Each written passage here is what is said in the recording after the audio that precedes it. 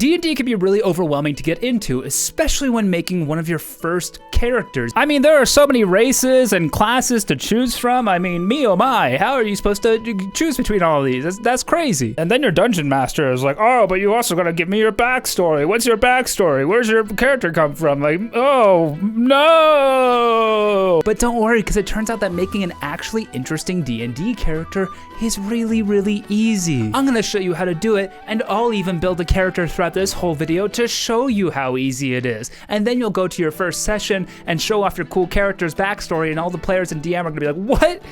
You're so cool. I wish I was you. I wish I could tear off my own skin and put on yours. What's that? You don't believe me that it's fun and easy? Well, if you ever doubt me again, I will send you to the fires of hell, where I am the Lord of Brimstone, and I will be the bringer of death and the end of your... The easiest way to create a character is with D&D Beyond. This video is not sponsored by D&D Beyond. I have 100 subscribers.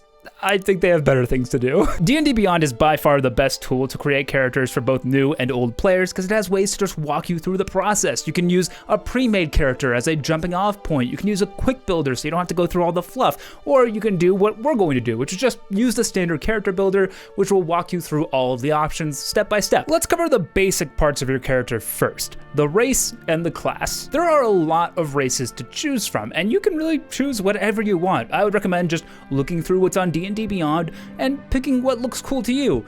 Do you want to be a human? There's nothing wrong with that. Honestly, I've never played with a person who plays a human, so they're pretty rare. They're the most fantastical race in my world. Do you want to be a tiefling? Congrats, you've made the correct choice. You can even be a cat. Meow. For my character, I'm going to be making a tiefling, because again, that is the correct choice. They're so cool. All races have their own pros and cons. Some get extra ability scores, or you can see in the dark, all this stuff, but just don't worry about it too much. Really pick whatever feels cool to you. Class is something you should worry about, and I'm not talking about just looking good. I am wearing a beanie indoors. Do I look good? Class is all about what your character does. There are 12 classes to choose from, and luckily for you, I've made a video detailing all of them in really simple terms. You can click the link that's like, I think it's like right here.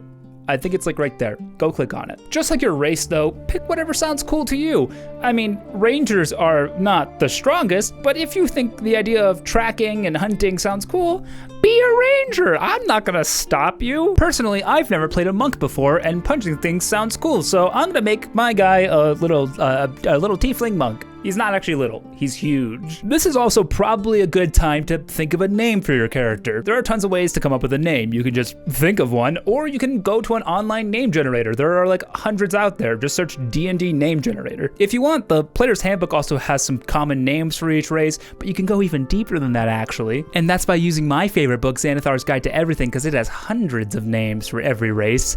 And it's also just a super cool book. And I love it, and you can't have it. It's mine. I used Xanathar's Guide to get my tiefling's name, Morthos. All I did was roll a D100 and picked whatever that was. So it worked out. Morthos. Cool, he's a cool guy. Okay, now we're on to the good stuff. Race and class, everyone's got that, but only we and everyone else has a background. There are only a handful of backgrounds in the player's handbook, so I would recommend just looking at all of those, reading through them, and picking whatever sounds like it might fit whatever character is in your head. In my head, Morthos left his monastery at a young age, and maybe he had to fend for himself in the wilds for a little bit, or maybe he went into a big city and turned to a life of crime to sustain himself using his monastery monk skills. Or maybe leaving the monastery is a more recent experience, so his background is more defined by the seclusion he had in the monastery. You know what? Yeah, that actually sounds pretty good. Morthos' background is a hermit. What's cool about this is just by using your class and your background, you're gonna start coming up with stories just kind of on your own. You can start to flesh out your character a lot with just a few basic choices, but we can go even deeper. Based on your background, you can now pick a set of personality traits, bonds, flaws, all sorts of things. Choosing these is what's going to make your character really easy to roleplay because you don't have to think about how your character would act in every situation. You'll have a set of motivations that will pretty much tell you how they're going to act in every situation. D&D Beyond will give you tables with a bunch of options for you for each of the categories. And the great part about this is you can just roll on these tables to find out more about your character without having to pick them yourselves if you don't want to. So for my personality traits, which I need 2 of, I'm just gonna roll a d8 and find out what my monk's all about. I rolled a 7 and a 2, which means my monk often gets lost in his own thoughts and is utterly serene no matter the circumstances. Using the same process for ideals, I found out that Morthos is a free thinker and that he entered a seclusion because someone he loved he couldn't have. Who is that person? I don't know. This is exciting. I can decide that all on my own if I want to. For my final characteristic, the flaw, I decided to retire the die.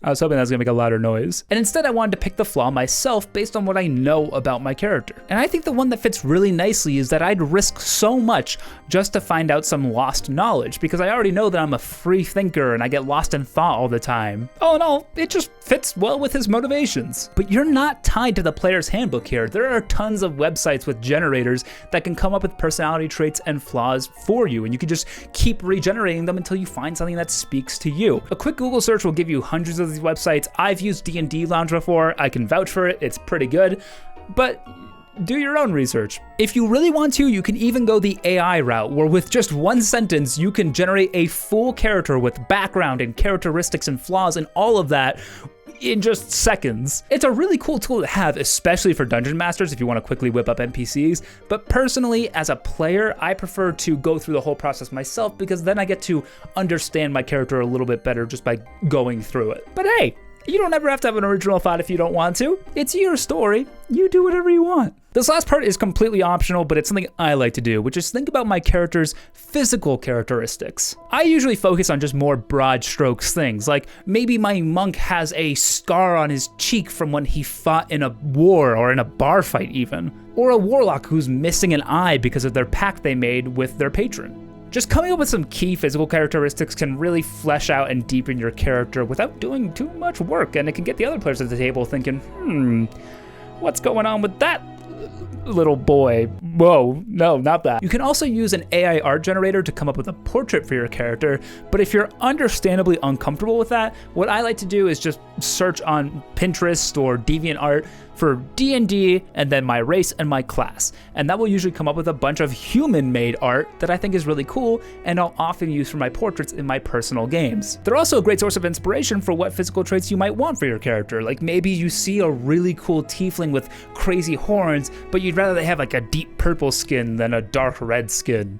It's all up to you. And now we can put all of this together because we have all of the information we need about our character, who they are, where they came from, what they're looking for in life. You don't have to write a big giant story for your character. Just piece together the motivations your character already has into a small couple of paragraphs, and this will really help your DM write the campaign that involves you in some way, if that's what they want to do. Not all DMs like doing that. I like doing that. I'm literally going to improvise a story right now based off of my tiefling monk. I think that my tiefling monk comes from a small town where he was deeply in love with his childhood best friend, who was murdered in front of him by a gang of bandits. After he witnessed this horrible murder of the love of his life, he became completely dissociated from the real world. He started getting lost in thought all the time and actually became emotionally detached, which explains why he's always calm in the face of even disaster. Understanding that he couldn't form true emotional attachment anymore, he decided to join a monastery not far away from where he grew up in order to hone his skills and become a better version of whatever he was now. But after several years in this monastery, he started to have dreams of this woman that he loved, the woman who was murdered, and he started for the first time to feel again. He started feeling anger. He started feeling sadness. And so he left the monastery in search of vengeance and in search of knowledge to become powerful enough to exact that vengeance. Yeah, I'm actually going to keep this. I like this character. I'm going to keep him around. I like him a lot. Morthos, you're a cool dude. you're up here, but you're also right here. So that's how to make a cool, interesting D&D character super fast with super little effort. Hopefully you can use this to make your DMs really happy. And that's it. That's all I got. I'm going to go to sleep now. Bye.